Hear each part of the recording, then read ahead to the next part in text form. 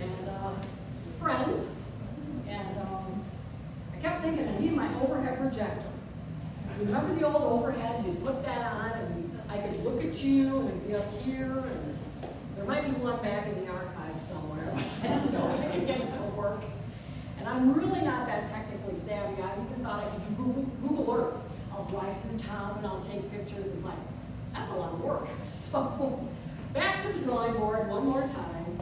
So I want to talk about businesses on the south side of the depot. And so I need to do a little background. I need to give a few terms. By all means, if you don't understand something, please ask, because there are people in here who know a lot about Brodhead, and some people who probably don't know very much. And so I'm going to do my best. Can you hear me in the back okay? Do I need the microphone? I'd really rather not use it if I can, because you know I talk with my hands. Randy knows this. He's put up with me for many years there. All right, I'm going to ask a couple of questions, and one of my answers has changed by talking to the Howards. So we're going to know what this question is. Their hand should go up soon. I want to know who in this room can already tell me, or will be able to tell me when I'm done, two of the oldest buildings still standing in Brodhead south of the tracks. See, Jeff always said that, he's our oldest. I grew up on the rough side of Brodhead, south side. And, you know, go figure, he's a Department of Corrections kid, so. All right, in fact, that part, your son always called it Jeff's Park. We're going to Jeff's Park, south side, right here. So, who can tell me right now, or when I'm done, if you're a good listener, you'll be able to tell me two of the oldest buildings still standing in Brodhead on the south side? Our house, the old hotel. Was built in 18 something. I could look up the date, but I'm. Okay. So it used to sit up here by The county Searles, Yep. and then it was moved down where we Yep. live. Yep. And the house was split in two. We got the big part, and we have the kids' place. The other part is where Fry used to live, right across the yard. Okay. So one of the things that I did was, streets used to have different names, but everybody knows, I think, 12th Street right here. And if you head towards the cemetery, their house is a huge, big square house. When you're almost to the cemetery, that one used to be just south of the tracks up there because they were hoping that's where the depot would be. But then when it wasn't, they did business there for a while, right? Yes. Yes. And then they got part of it, and kitty corner from their house is the other part of that house. Mhm. So that was really, really old. Who else knows one of the oldest buildings still standing here? Dave? The Decatur Hotel, which was moved in from Decatur, probably dates from around 1836. And then across the street is the Gulfar House that was moved from Clarence. Avon. Well, Avon, yeah. Avon. And that was probably originally built in the 1840s, I'm not sure. That is correct. That one was 1840. But the Long Branch, we're going to call it that. When you guys, when we go down Center Avenue on the left, it looks like it's a Western movie thing. That was built in 1842 up in Decatur. And then they also moved in buildings from Clarence and then Avon. Okay. Next, who can already or will be able to name the first two Brodhead jail locations? And they were both south of the tracks. One was like the old doghouse. Yeah. I know that was where I found it. Okay. All right. I'm not here to fight. Okay. Holly Everson and I have many discussions, but we don't fight. But before that, they used the train car. Yes. Before a building was put up, if somebody got in trouble, and they had a lot of problems with drinking and fighting, imagine that, they would lock you in a train car until you could get your act together. But I will tell you what my research shows. Now, I'm going to give the disclaimer that Holly gives. I checked newspapers. I seriously spent over $200 on this. I checked newspapers. I checked books. I checked people's memories. We have binders of memories. Well, you know what happens with memories, correct? I even have one picture of something called the Manley House. It's not in the location the other things say. It's like, okay, the year is wrong for when the fire was, and I figure a newspaper should know what year a place burns. Wouldn't you think that would be pretty solid? So again, I'm not looking for an argument with anybody, but I'm going to tell you what I have learned, okay? And I'll do the best I can, and you like each other, but. Anyway, all right, so what am I going to be using? Well, the oldest map that I have, and Harris helped me with this, if you come and visit the depot, in where those church benches are, there is a map on the wall of Greene County from 1861. And whenever I try to find pictures, I'm in there with my glasses off and my phone in the dark, trying to figure out where things are. So she came over, Paris came over, she took a picture of it, she blew it up, she made a map for me, and she made one for the Historical Society. And if you want to come up later and look at it, it has names of houses and buildings. I think map makers should know where things are. What do you think? It should be pretty close to where they actually are. So this could be something to help settle discussions. This is a very fascinating map. I have the 1855 plat map, which is just a bunch of squares that they hope to sell off. But things start really happening in 1856. So this is 1861, and selfishly my house is not on here at this time. So then I bought, for the museum and for myself, the 1871 map of Brodhead. And you can come and look at this later if you would like. And once again, maps don't really lie. So my house is on here. So I know it was built somewhere in those 10 years that I'm still working on. That's my challenge. I'm going to get it figured out. So this is another really fun map to look at later if you want to come up here. And then one day my husband was sitting in the yard, and he stopped, which kind of John? One of the condos stopped. Mike and I didn't know. We don't know which condo it was. And Mike was sitting in the yard, and this man pulls up and he goes, "Do you own this house?" And Mike thought, "Who is this guy?" He's like, "Yeah, I own this house." This guy comes up and he goes, "I have a picture of your house. Would you like it?" And Mike goes, "Yeah." So, later on, if you want to look at this, and I don't want to take it apart because it's a really old handmade frame, and I'm pretty sure it's my house, with the Huntington factory, which was just east of me, where they made doors, windows, sashes, and chin pumps. Because otherwise, I'm looking at pictures of the park and trying to see through the trees, where's my house and where's that place, and you know, Brandenburg's place is still standing kitty corner for me. Some of you know the places I'm talking about. So those are always fun. All right. So that being said, let's get our bearings here. And I don't know. Can anybody see this in the back? Yes, no, maybe? I'll try my best. We're going to start at the train tracks here. Everybody's facing south, right? And originally my plan was what used to be in the park. And it grew. You know, it's like the little engine that could. It just branches and it goes crazy. So, we're going to start right here at the train tracks. And as we go south, on the right is the mole station, correct? That was the first what in Greene County? Who knows? The very first? Lumberyard. The very first lumberyard in Greene County by McLaren. I have to tell this story, it's so great.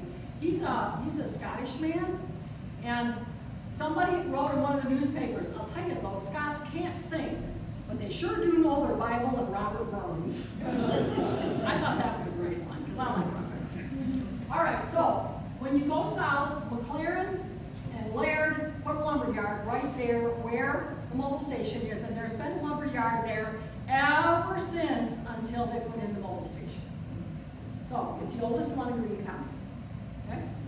All right, so that's the lumberyard, and what I have, sorry, Denny, is right directly behind it, facing the EMS, was the first jail. And it was completely stone, with no windows, just a door to get you in and out. And that's where they would lock you up after they kind of gave up on locking you in a train car. Now, we're going to come to 12th Street, and I'm going to use the modern names that are used. We call it Center Avenue, they call it Center Street. So if I mess up, there's a reason for that. But, Nolte's, they came tonight. Where's my Nolte's? Right here. I told them I was going to talk about their business. Where Nolte's is today, on the corner, that's where the Manley House was. I actually found an article that said it was on the corner of, I'm gonna use the modern street names, 12th and Center.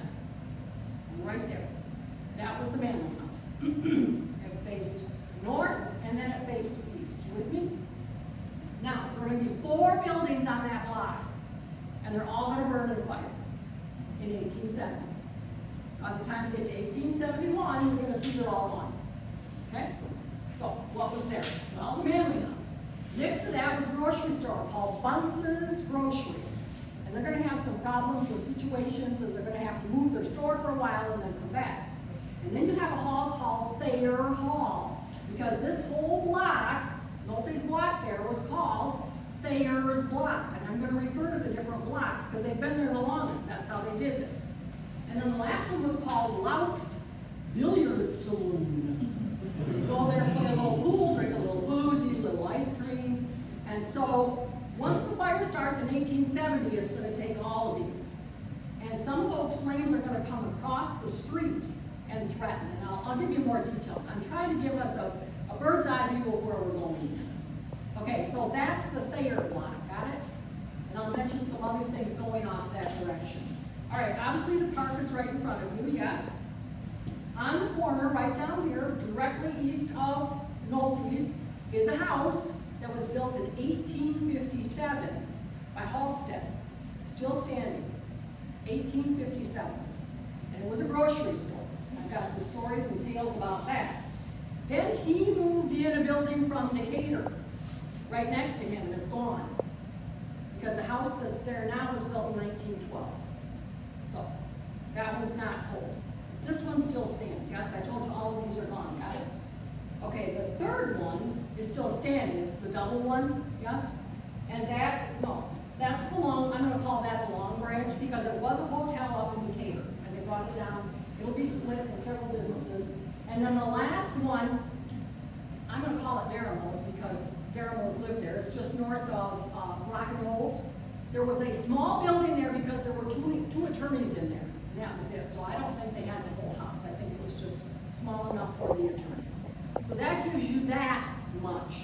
I'm going to talk about the Cooper that's building barrels and doing things just to the east of Halstead's, which is in between my house. And then I'm going to talk about more things on 12th Street. Questions so far? Okay.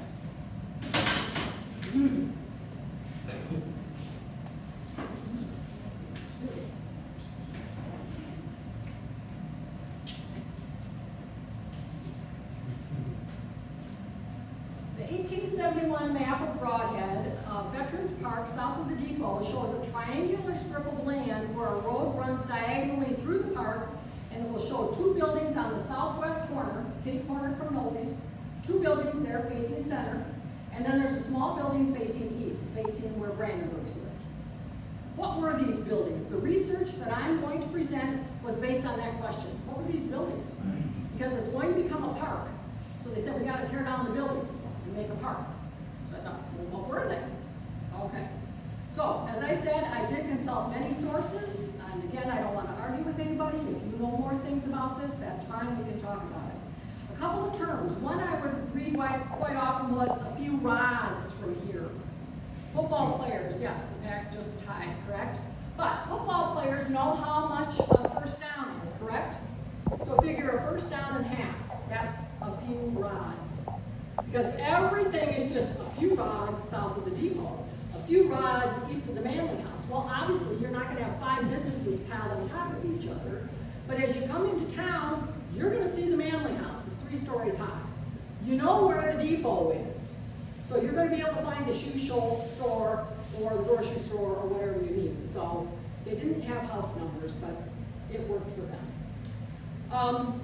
I think some people too think that Edward Brodhead was like a toot-toot train engineer. He was not that kind of an engineer. He was like an architectural engineer. And many of you already know this. Decatur to the north and Clarence to the south did not want to come up with $7,000 for the railroad. And I will tell you I'll tell you now, a hard-working man made $1 a day. So try to find 7,000 of those.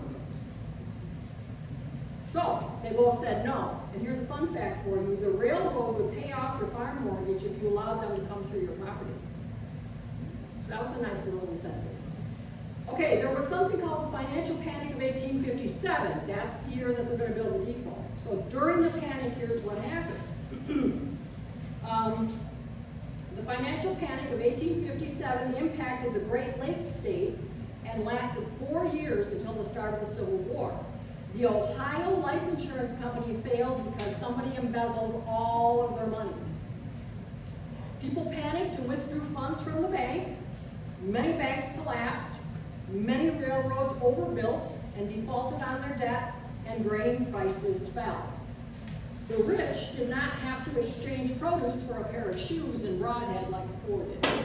I've got ads that I've copied from newspapers, and you could bring in produce for a pair of shoes or to get your wagon fixed.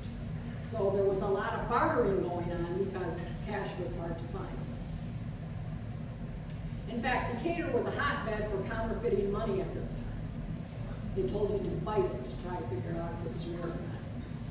All right, another word I need to make clear is the word house. Where today we say hotel, they would say house.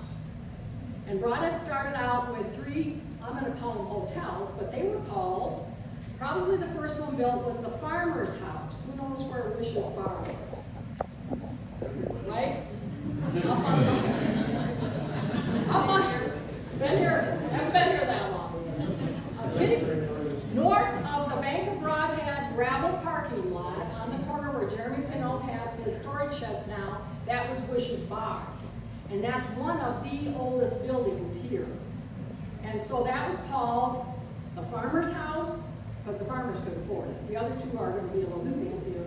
Then they called it the Senate House, the American Hotel, and then Wish's Bar. Exchange Street is called Smoky Row because one, steam engine smoke blows over there, plus there were unsavory elements of drinking, gambling, and companionship.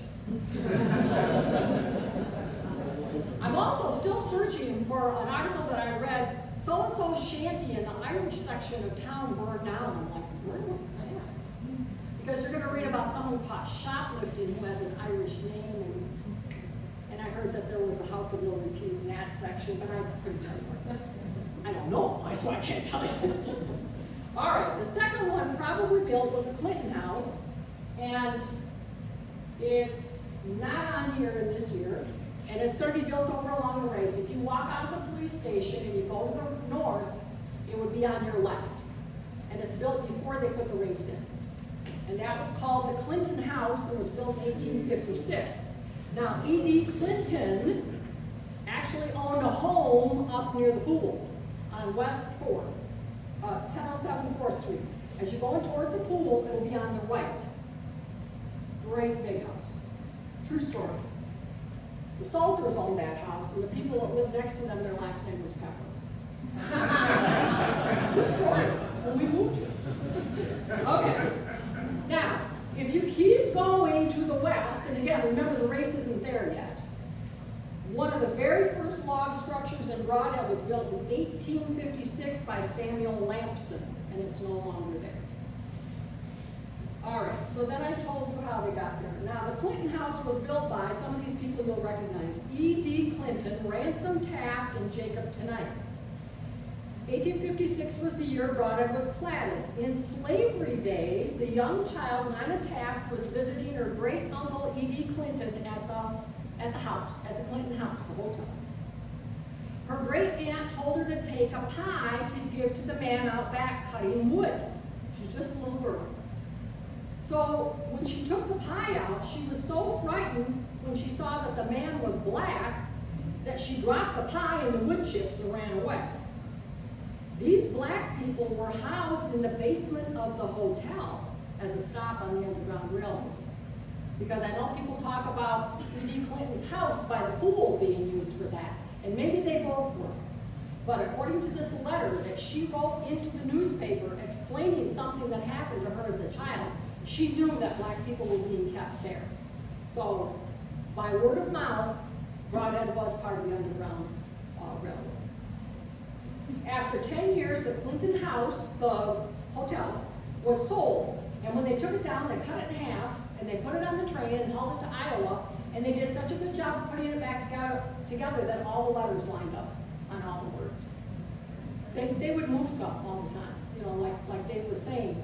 In the wintertime, you know, you got a house in Avon, we need a house. So they get logs, put it down, jack up the house, put it on the logs. A couple teams of horses would pull it, pick up the log, put it in the front, pull it. And they did that in the winter so they wouldn't get smushed down in the mud. Okay, so that was the second one. Now the third one built is called the Manley House, built over on Nolte's property. And was built in 1856 and 57, quote, just a few rods south of the depot. When I started this, I thought I'd have a lot of businesses in the park, because everything said, a few rods east of Manley, you know. Well, the Manley House is further south, and so that's why what's called the Bennett Block is going to be really full. In early days, business was very good closer to the depot, finished in 1857. Workmen were still laying track to the west. They advanced at a half a mile per day at a cost of $650. For several years, businesses along Center Street were mostly on the south side. The very first business in Brodhead was Sherman Clinton and Company, a 40 by 60 wooden store building north of the tracks, just north of Payne's Pub. And it was wooden. It's not wooden today. In 1860, Brodhead's population was 846, with 2 churches, Methodist and Congregational, plus several saloons. Kind of go together, don't they? 1863, every Saturday, a circle of horses sweeps the entire town, and liquor flows freely. 1869, I've got some really cute ads about it. The Circus Yankee Stimson is hoisted on the south side. I don't know where. Big circus. And in 1884, Al Ringling Circus will be set up south of the railroad. So there's going to be more room down there to set up these special event kinds of things. Okay, so we're going to start with the Bennett Block. So we've got the park here, yes. We're going to go to the next one. We're just east of Nolte's there, Halstead's Groceries. That was built in 1857. He moved his goods from Clarence here in 1857. The second Brodhead post office was located here until it moved across the street to the Manley House. Mr. Halstead was a very kind man. January 1860, the court found that Mrs. Bridget Corcoran was guilty and fined her $5 for secreting articles in her clothes while shopping. When detected, she disgorged them and pleaded for mercy that was granted. She promised never to do it again. Then she went across the tracks to Mitchell's store, did the same, but got away with it. They were desperate times.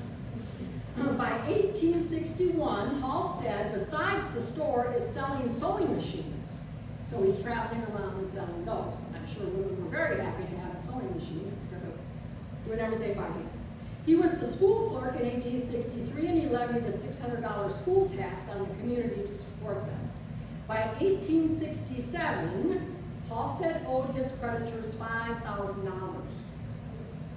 George Durner, who had the blacksmith shop right across the street here on the corner, he took over the store but got fined $40 for selling liquor without a license. And in 1869, Halstead's traveling and selling the sewing machines. In the rear of the store, between that, where the little house is right now, just down here, across from the park, was D.A. Rogers, who, quote, sets a hoop tight. He was a cooper and barrel maker. And in 1867, he was producing 746 barrels for the flour mill in his first 5 weeks. All right, one house south of Halstead's was a building that he moved in, and a tailor lived there. He came from Montreal. Here's his ad. Garments cut at the shortest notice and farm produce taken in exchange for anything in this line. This building then will be taken over by Joseph Merrill, who does cabinet work, and they'll move the building to the north side after Halstead sells it to his wife's nephew. And then during the fire of 1920, that takes out this big corner across from the Bank of Brodhead. Now we'll go to that real western-looking building. It was moved into Brodhead in 1857. And one of the first businesses was a furniture and cabinet store owned by Samuel Bennett. That's why it's called the Bennett Lot. 40 years later, Mrs. Samuel Bennett was renting out a, quote, pleasant suite of rooms to the editor of the Busy Citizen newspaper. Bennett turned out 1,500 rooms in his first 6 weeks. In 1861, the newspaper said that a Mr. Bennett, formerly employed by the railroad, lost both legs while coupling cars. He may have been a relative to this Samuel Bennett. Russell Rugg will take over the furniture store, and some of you know this about him. Russell Rugg is credited with building one of the 5 oldest houses in Brodhead, just west of the Church of the Nazarene up on the hill. Do we know what that is? That was the First Methodist Church. And just down the hill is where Rugg built his house, and it's gone now. Krista, wouldn't that be the Evangelical United Brethren Church at that time?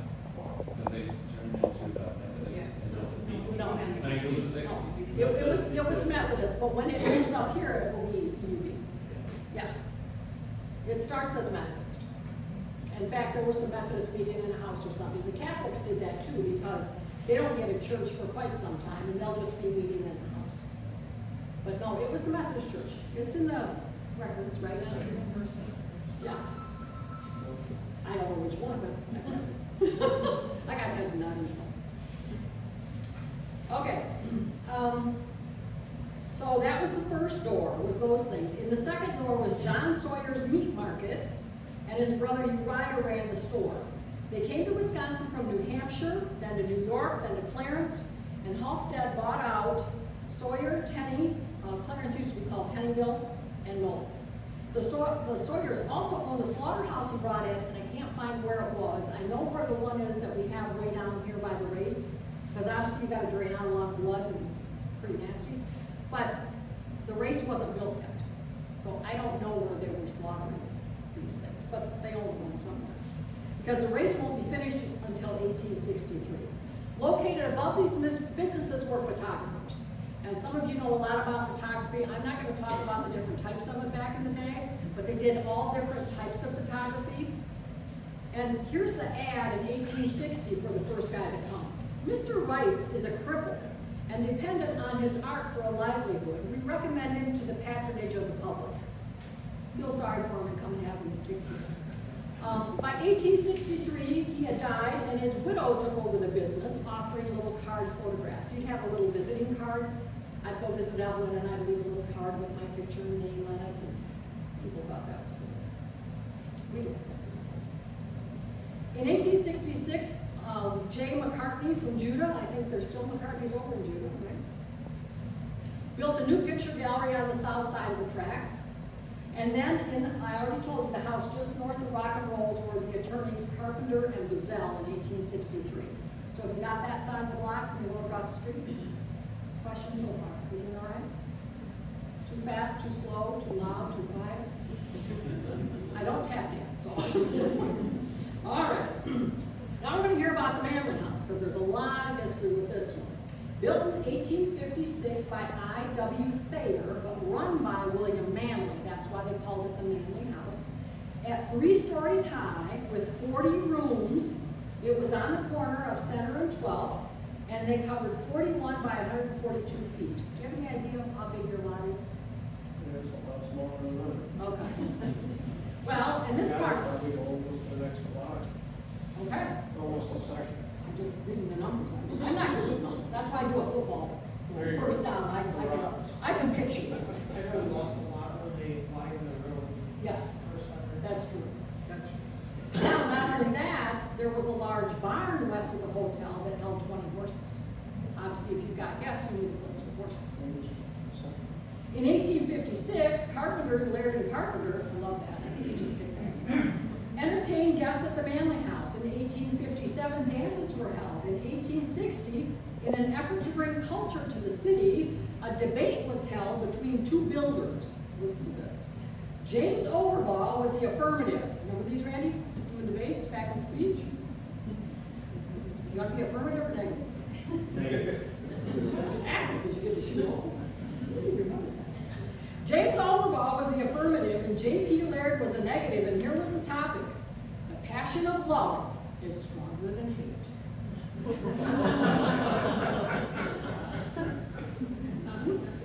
E.O. Kimberly, and you mentioned the band, Jane. E.O. Kimberly was in the band, but he offered barbering services at the Manley House. And a lot of times barbershops on Sunday, if you wanted a haircut and shave, you could get your weekly bath. You were really super cleanly. A lot of these barbershops would heat up the water and you could get a shave and a haircut and a bath. Get all nice and clean. That same year, the Sugar River Valley Railroad was sold at the Manley House for $195. That was the one that goes up to Albany. In 1861, just one door west of the Manley House was the Hanson and North Foss Furniture Ware Room, wood and iron turning done to order. And I want you to notice they do wood and iron turning. That's going to be important. Like what kind of businesses are to the west of the Manley House. 6 years later, it will become a planing mill, yes, which can produce sparks, correct? Okay. And then the 1861 and 71 maps both show that. By 1863, Manley bought the hotel for $2,000, and John A. Young took over running it. John Young is the one that built the Young House, which is Payne's Pub. Okay. He's a real mover and shaker. He owns a lot of things. He comes in, he's always got something going on. 1864 at the Manley House, there were 100 there for Christmas, with chickens, turkeys, and oysters served. In March of 1866, a school for little children was held here. In 1867, Dr. Smith from New York City took rooms at the Manley House for 2 days to treat throat, nose, and lung illnesses. Josiah B. Searles, is that one of your relatives, Dave? Yep. Going back in the day? He bought the Manley House in 1867 from Young, and here's how it was described. The well and cistern are inside the house. 2 billiard tables, a bar, and a full cellar. That year, Searles built a veranda on the east and north sides. Now John Young is going to concentrate on building his 3-story brick, really nice hotel just north of the tracks.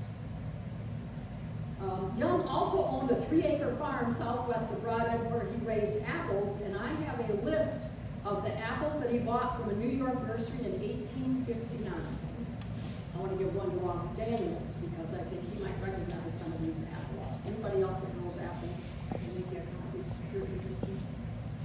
In 1868, the Manley House was contracted to feed 160 men and 180 horses from the Yankee Robinson Circus. Quote, the procession is a mile long and will enter the town in grand style, headed by the elegant brass band of the company. The stock of wild animals is the largest in the U.S. How much money do you think they took in for 2 performances? Give me a number. 1868. $1,000. Guess how many people attended both services, both shows? 1,500. Pretty big deal for Brodhead. And the newspaper said this was superior to any circus seen in the West, and the rope and pole performances were excellent. Now we got a fight coming up the same year. In July, a fight at the Manley House where a glass of lemonade was thrown in the landlord's face, then a blow to the head left a gash. After he responded, the brute stabbed a Janesville man in the face. He and a partner were arrested and put in irons. They had committed a robbery in Beloit earlier. Quote, the assault was the most unprovoked one we've heard of in our village. January 1869, the Norwegians danced last Wednesday evening in the Manley House. Now, 1870 in February is the tragedy. That's when the whole thing is destroyed by fire. With the wind from the north, furniture removed, wet carpet suspended out the windows to try to keep the fire from burning. The fire, it says, started at George Locke's billiard saloon, which would be at the end of the block. Now remember, the wind's out of the north. But those 4 buildings are close together, yes? And we talked about that planing mill, yes? And north of the planing mill, one of the lumber yards is where the mobile station is, got it? There's another one where the EMS is. So you got 2 lumber yards there, yes? You got a planing mill in February, sparks, and the whole thing is gonna go. Firefighters who called for water were told, quote, none to be had, the wells are exhausted. So people frantically tried to save what they could by beating out flames and removing furniture. And talk was that sparks from the planing mill or one of the lumber yards started that fire. And on the 1870 map, you'll see no buildings on that side of Center Ave. Also burned, yes, George Bunch's grocery store. Somebody stole $70 from him one time. It's the third time this summer he was robbed. And then the third one was a fair hall. Nellie Wilson had a school there for little kids. And then I told you about the billiard hall. For years after the fire, nothing was done with the west side of Center Street. 3 years before the fire, J.P. Searles had been smart. He bought insurance. Remember I told you people were real skittish about insurance? But he bought insurance. That was a good move on his part. He got $3,000. He said he'd rebuild. You know. The area was unkempt and pigs were kept in the basement. At some point after the fire, Frederick and Rosalie Gumbar, some relatives of Jane's, will move a house from Avon that was built in 1843, and it's standing just next to Nolte's. So that house has been here since after the fire. Okay, we talked about the jail, we talked about the lumber yards, and now I'm going to go to the South Side Parkway. Any questions or comments so far, opinions? Okay. So in the South Side Park, there's something called an elevator warehouse. In 1859, O.W. Norton and Alfred Wood, and here's what they do. They receive and ship products, so you come to them. And they will ship and receive grain, produce, animal furs, pearls from the river. By 1861, green furs means they're not ready for tanning, you get 4 cents. Dry flint means they're dried in the sun, you get 10 cents. Sheep pelts, you get 20 to 60 cents. And what do you think you get for a wolf scalp? $5. I also read, and somebody's told me that sheep are pretty stupid. Correct me if I'm wrong. I mean, they are. So I read that there was a really heavy rain and like 100 sheep drowned. Like I've heard that they get on their back or something that they just don't know what to do. I don't know, that's what it says in our article, that there had been a really heavy rain and there was a lot of water and some farmer lost a lot of sheep. Sorry if you own sheep, you love sheep. That's what I read. Okay, so that's one thing that's located here to put things on the train and then to store them when they come back. I know that John Young that we talked about, he was buying ginseng, making good money on that. He was buying pearls. Somebody help me, the one he sold in England, he got several $1,000s for. Is that correct, Jean? Yes. Yes. He was a very good businessman. He knew what he was doing. Okay. All right. So then there also was a David Austin livery service. Quote, we furnish good turnouts at short notice. So I guess if you travel here, your horse is tired, you can swap it out, and then you can just keep on going. More room for horses and rigs was at 1302 East 3rd Avenue, where there's now a 3-car garage. And these guys know that Mike and I rented that place from Bruce Tim when we first moved to Brodhead in '74. So that's a really old house. So we moved from one really old house to another. That's what happens when we move.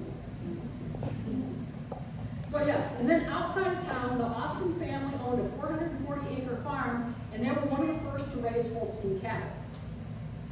In the park, there were 2 shoe stores. There was a sign of the Big Boot. Everybody could find that. And that was William Goodhue Boots and Shoes on Center Street south of the railroad. And I read that because the roads were muddy. I've got pictures I don't think I brought, but the roads were just muddy, right? They didn't pave them or anything. So the streets that weren't being used, people would raise gardens by their house in the road. So this Goodhue, I don't know where he lived, but in 1860, he raised a 9-pound beet in his garden, and it was a foot long. Several meals. Now the next shoe store has a great history. Listen to this. I play piano. Carol does, Paul does, a bunch of us play piano, so listen to this story. Brodhead's first piano arrived with the Lauren S. Fisher family in 1856 from their home in Maine. It was a small, square mahogany piano with ivory keys. The wooden box that hauled the piano here was fitted up with runners by a young man in town who took the Fisher daughter Louise for a sleigh ride. That'll do it. The first year, the Fisher family, plus the piano, stayed at the Manley house until they moved 2 houses in from Decatur. Now we're going to go up 12th Street, yes? Mobile station, EMS, yes? One of the houses they took down to put up the EMS, that was Hodgson's house. We got 2 Fishers here. We got a father and son, they're both shoemakers. They moved these houses in. There's LS and JP Fisher. Don't ask me which one owned which house. And then the one on the corner, still standing, was the other one. So those 2 houses were owned by father and son by the shoemakers. And then they're going to move their business north of the tracks when they want something bigger. On the second story above the Fishers was Dr. C.C. Bradley, physician and dentist. It says he was south of the tracks on Center Street. By 1861, he'll build that farmhouse south of Columbus buses. Everybody knows Columbus? You know that farmhouse? That's up there? He built that, Dr. C.C. Bradley, in 1861. All right, in the park, there's a tailor named William Mooney. So we have 2 tailors in town now. And then he'll move north of the tracks. And we also have in the park carpenters and joiners. They're putting up all these houses, so we've got a ton of carpenters, very busy. You've got at least 3 lumber yards. And plus you need wood to fuel, do your train, right? You got a wood for train, steam train? I don't know, but they gotta burn wood, don't they? In the movies, don't they put wood in it? Okay, but before that, they use wood. Yeah, I don't know. When did the coal thing come here, do you know? It's part of, yeah. You don't know why you're coal? Yeah, okay. Does anybody know when we switch from wood to coal trains? I don't know the answer to this. Okay, because one of Laird's lumberyard had this little thing put in the paper. Remember I told you there, over here at the old station? Robert McLaren and others wish us to request that those individuals who are in the habit of stealing fence boards for firewood need to stop. Perhaps these gentlemen who are in the habit of stealing fencing are not aware that a watch has been stationed and the persons detected but have not been exposed because of the kindness of those from whom it was stolen. And they hope too that the thieves will reform and save their character. Depend upon it. If you repeat the act, you'll be disgraced by a full exposition and suffer the penalty for such violation of law. You may well be thankful you've been so mercifully dealt with so far, and determine never to repeat the act, for you will certainly be exposed and punished if you do. 1859. I don't know the word. Okay, and now, just north of the Halsteads, which is on this corner of the park, was Barnes and Rug Wagon Shop, and they're going to add a blacksmith. And on the second story is H. Hitchcock, who offers services in house and carriage sign painting, glazing, and paper hanging. In payment quote, I'll take all kinds of produce at market prices, and I will not take any money unless it's good. Walk right in, but do not get against those wagons that are just painted. He'll become a notary public, and you know the yellow house that Bob Reichlin lived in up here? That's the house he lived in, and directly across the street from him was another lumberyard. Okay, another South Side business. I wasn't sure if any Sutherlands would be here. Here's some. No? Okay. Directly behind the Gumbar house, if you go on West 2nd, there's a gray house there. It's an older house. And that house was brought in from Decatur. And Jacob Eyer, E-Y-E-R, opened a grocery store there, a tinware store. And Gary and Nancy Sutherland once rented that house, I was told. And then they moved the store stock to the north side and they closed in 1860. Okay, Stan Perdue's Masonry, everybody knows where that is? Stan's? That's where the Brodhead Foundry and Machine Works were, and Holly and I are still trying to figure out where Mechanic Square was, because you had a lot of mechanical things over in that area, so I'm working on that. Does anybody know Mechanic Square? Okay. Now I want to talk about the Huntington block, and when you come up here, I'm pretty sure this house looks an awful lot like my house. You could take a look, and then the Huntington factory was right on the corner just to the east of us, and here's what they did there. W.F. Huntington, sash, glass, doors, and chain water pump manufacturing. In June of 1860, George Bunce had to move his grocery store there because his had a hole that was burned into it, but it didn't catch Manley House on fire. And then 10 years later, there will be one. And then just east of that is an empty lot where the people that own my house, Mr. and Mrs. Eric Knudsen Berg, brought in a barn from their farm 3 miles south of town, and they built the Norwegian Lutheran Church. So you could go to church, your Lutheran church, and hear it in Norwegian. And just as a sidebar, from there, it's going to move up to where Casey has his place right now. That was the Norwegian, I'm sorry, that was then the Lutheran Church, yes? Baptist. Before that it was Baptist. And then they're going to move over to the county line and become Bethlehem Lutheran. So it actually got started over here as a Norwegian Lutheran Church. And then, right, the next lot is blank, there's nothing there, but that was supposedly the first and last apartment building in Brodhead. Huntington built an apartment building, people didn't like it, I don't know who lived there, but Kurt Struley lives just east of that, on the corner, and there's just a big empty square there. And you could still rent there in 1861. Okay, so, in 1896, the city council voted to lease all this land here, that's the park, from William Taylor and John Young for $1,500. The buildings and yards are being removed and the ground will be graded this fall.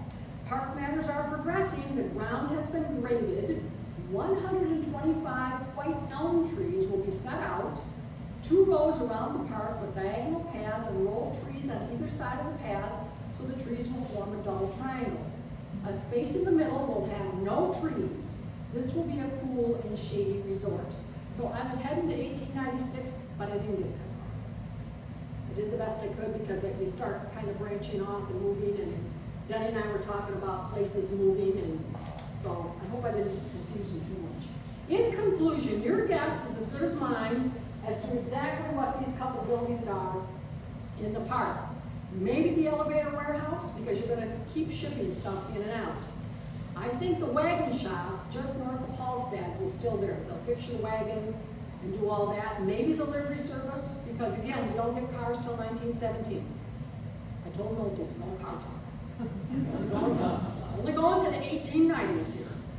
I also found that there was a bakery south of the tracks, and here's what you did. If you wanted 2 loaves of bread, you hung a note on your door that said 2 loaves of bread, and they would come around and deliver it. And so I think one of those might have been the bakery, because I know there was one uptown as well. And maybe it was McCartney Photography, I'm not sure. So, did we answer my original questions? I think, pretty enough. What questions do you have, or comments, or opinions? Did you learn anything? Anybody learn anything? Yes. No, I don't get much. Who's got it? Yes. You initially said that the fire started in the billiard hall. I'm sorry. I thought at one time you said the fire started in the billiard hall, Yes. but then you said later that the sparks came from either the lumber yard or the, Planing. right. Correct. So the sparks lit the billiard hall on fire? Well, again, I'm looking at newspaper articles. Let's keep in mind it's February, right? let's keep in mind that we've got a lot of wooden buildings there, yes? And that's why at one point, I actually thought the Manley House was farther north, because somebody, through their memory, and again, you can come up and look at some of these ads from newspapers of what was where. Somebody had put that, the only picture I have of the Manley House, and I've got, I know it was 3 stories high, but they had the wrong year for the fire. And they've got it like very close to the Young House. And has the Young House always had that slanted roof? You guys know, Payne's Pub, right, has a slanted roof? I know for a fact that it wasn't all built at once, it's two built at 2 different times. Okay. Well, anyway, I do have a picture of one of your relatives, Dave, of J.B. Searles here. We know he's the one that ran this, bought the insurance and did all those kinds of things. And I've got a picture of the Rugg House. That was that really old one, just west of the Methodist Church. But there's some other kind of wonky things in this article. And again, this is memories, so that's why I thought earlier it was way up there, but that didn't make any sense to burn something all the way down here. So exactly where it started or how it got going, but let's remember it was really hard to get water. You got people just running around with blankets and coats trying to put things out and make sure people aren't hurt. So, yeah, it's kind of confusing, like how could the spark get down there? Did it catch something else on fire? I don't know.